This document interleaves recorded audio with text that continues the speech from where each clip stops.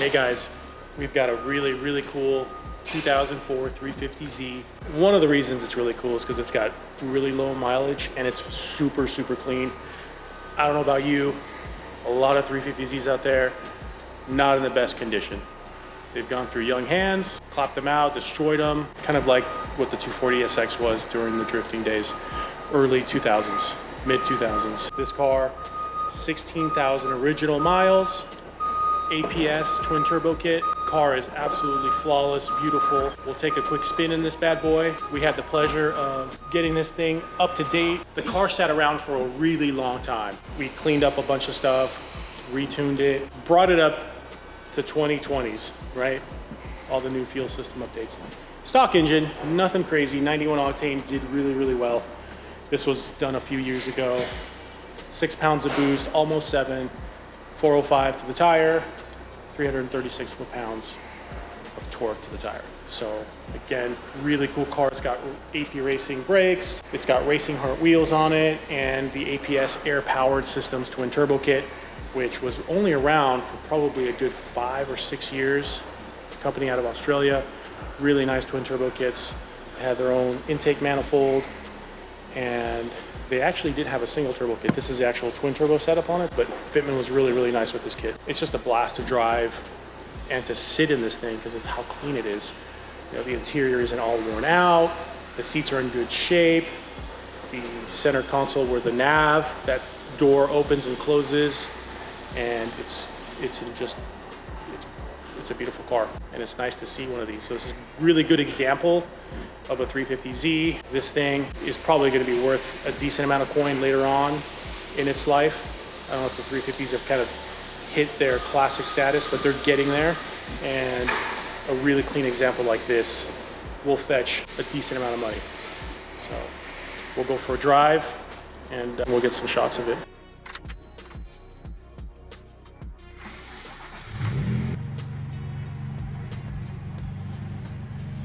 Graphics, right?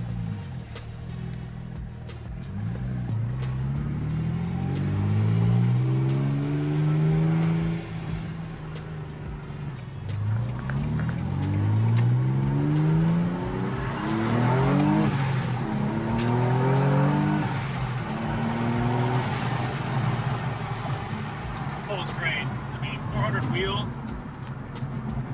by today's standards isn't crazy, but it's still a blast to drive. Really fun, and I really love the way the chassis and the handling is on the 350Zs. They really are out of the box, hard to beat as far as handling goes. And you pair it with 400 wheel, you got yourself a really fun street car.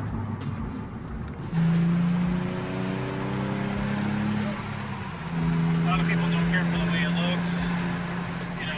I'm not totally in love with the design, but they still look good. But at the end of the day, it's a Z car, and it still feels like a Z car. It's got great handling, decent power. The turbos don't hurt.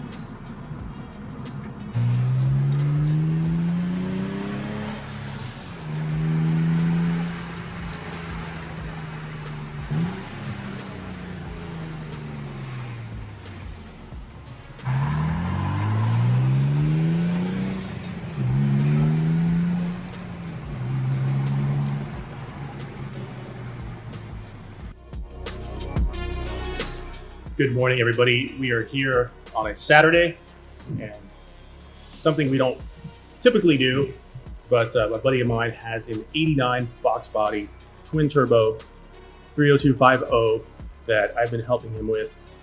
We're here this morning to get this thing dialed in on the dyno.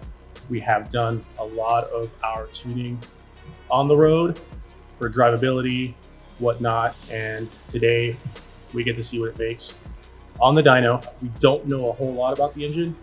It's kind of a project car that was abandoned, didn't run for a while. So my buddy Steve and I got it up and running, runs really good. A few little things that we would like to address with drivability. It is running an AEM Infinity Series 3. So today we have Bo, formerly worked at AEM, helping us out to get the last bit of this car running as best as we can with the setup that it has.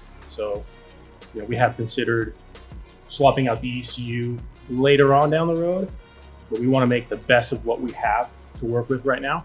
Because overall, it does run really well. It is set up for flex fuel, so we will begin running this bad boy on 91, keep it really conservative. Since we are going to be running 85, there's no need to push it aggressively on 91 octane. So we'll get our 91 dialed in. After that, we'll go ahead and we'll make the switch to E85. So we'll pump all that 91 out, running ID 1050 injectors, twin turbo setup. I don't know the exact size of the turbos. They are relatively big for a twin turbo setup, so it should do well. The engine is a built engine, AFR heads. The bottom end, we don't know a whole lot. It does have forged rods and pistons, and got a Holley intake manifold, oversized throttle body, and yeah, that's the biggest thing. We do have a twin disc in here, so the clutch will handle the power. We'll see. I'm thinking maybe around 500 horsepower on this bad boy, but we'll find out. So probably keep it around 8 pounds of boost, whatever the wastegate spring pressure is, which is somewhere in there, 7-8 pounds. And then probably crank it up to about 16, 17 once we're on 85. So we'll see what the V8 does. My buddy Rob Fuller likes to say that V8s and turbos are like hookers and blow. So should do pretty good.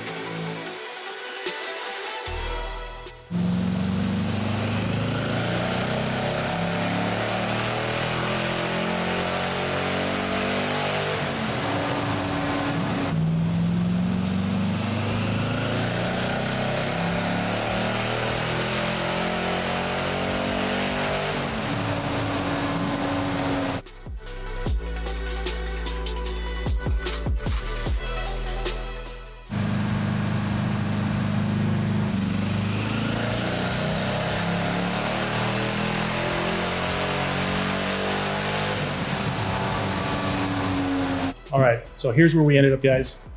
We did our 91 and we increased boost up to about 16, 17 pounds of boost. Everything went relatively smoothly.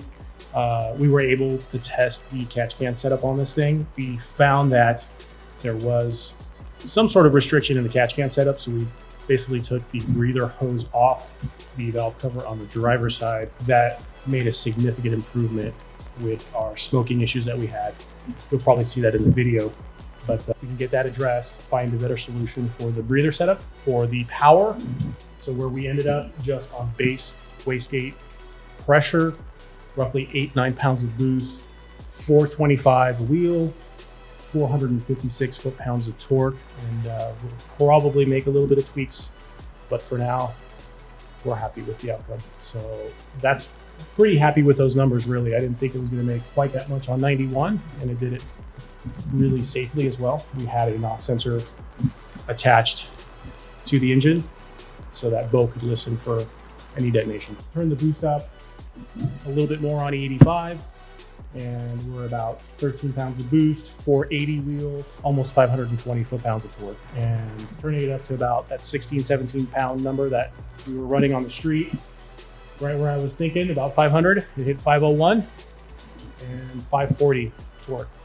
So all in all, did really good. One thing that you will notice on the boost curve, so take a look at the blue boost curve versus the red. You can see that at the very top end, and even in the mid-range, we're not seeing a huge increase in power. So we are dealing with a restriction somewhere. Easily could be somewhere in the heads, could be the exhaust, quite a few things.